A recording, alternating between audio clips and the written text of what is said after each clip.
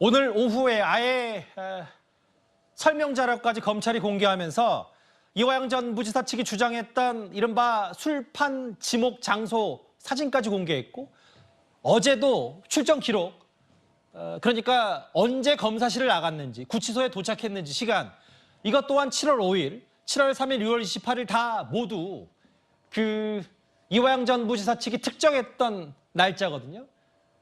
검찰 술자리 벌였다는 이화영 전 부지사, 사실 알고 봤더니 출정 일지에는 구치소에 도착했던 시간 또 보겠습니다. 이거에 대해서 검찰이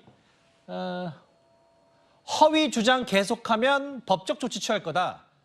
봐라. 오후 5시쯤 저희가 어제 속보로 만나봤다시피 호송차 타고 이화영 전 부지사는 구치소로 출발했다. 그래서 앞서 말씀드렸다시피 음주 여부에 대한 번복 말고도 다음 화면을 바로 보겠습니다.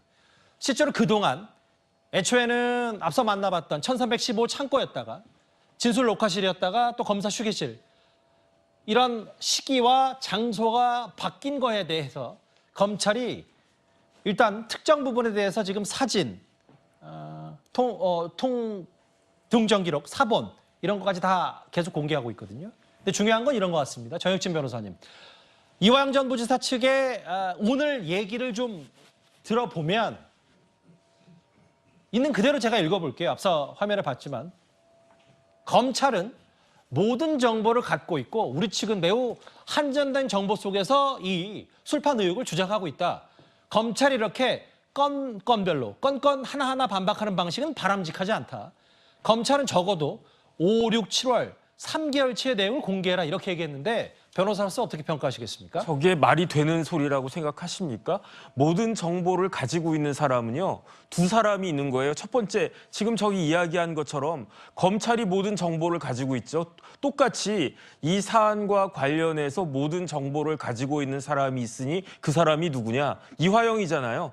이화영이 자기가 술 먹고 자기가 밥 먹고 했는지 안 했는지를 검사보다도 더 잘 아는 사람이 누구겠습니까? 이화영이잖아요. 그런데 제가 봤을 때 이화영 씨는요, 민주당 사람들을 속이는 것이 아닌가 그런 생각이 듭니다. 그런데 그 단계를 갖다 넘어서가지고 오히려 민주당이 이화영이 이런 일이 없었다라고 하는 것을 알면서도 왜곡한 것이 아닌가 하는 생각까지 드는 게, 이화영 부지사가 4월 4일 결심하기 전 마지막 재판에서 뭐라고 이야기했냐면, 술을 마셨다. 종이컵에 술 줘가지고 소주 마셨다. 종이컵에 뭐 액체가 담겨 있어서 마셔봤더니 그게 소주였다고 그랬거든요. 그러니까 검사가 황당해가지고 물어봤어요. 그러면 교도관이 몰랐겠습니까? 그랬더니 얼굴이 빨개졌고, 그렇기 때문에 검사실에서 한 몇 시간 이렇게 눈 붙이고 좀 쉬다가 나왔기 때문에 교도관이 몰랐다. 그렇게 이야기했거든요. 그런데 김광민 변호사 뭐라고 이야기했습니까? 연어 깔고 종이컵에다가 뭘 따라줘가지고 이화영 부지사가 입에 대 보니까 술이어서 안 마셨다는 거잖아요. 이화영 부지사는 자기가 술 마셨다라고 했는데 김광민 변호사는 술을 갖다가 안 마셨대. 이게 자기들끼리도 말이 안 맞는 거고요. 그다음에 한번 생각을 갖다가 해보면은, 제가 구속이 돼 있단 말이에요.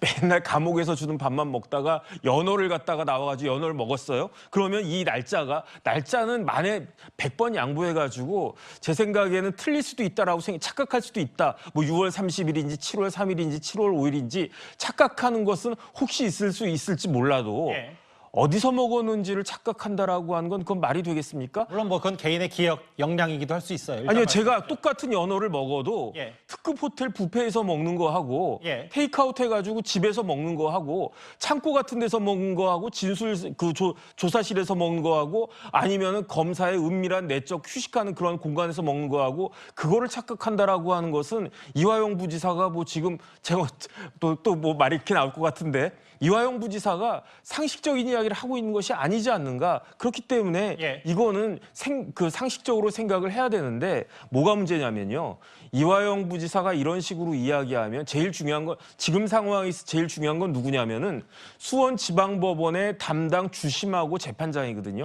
재판장이 이 모습을 보고 어떻게 생각하겠습니까? 저 사람 또 거짓말하네라고 생각할 수밖에 없을 거고, 그렇게 따지면은 이화영 부지사가 지금까지 했던 이야기가 다 거짓말인 것이 아니냐, 이런 생각을 할 수밖에 없는 저런 행동을 왜 누구를 위해서 하는 것인가. 저는 김광민 변호사가 과연 이화영 부지사의 변호사인가 아니면 다른 사람의 변호사인가, 그것부터가 좀 헷갈리기 시작.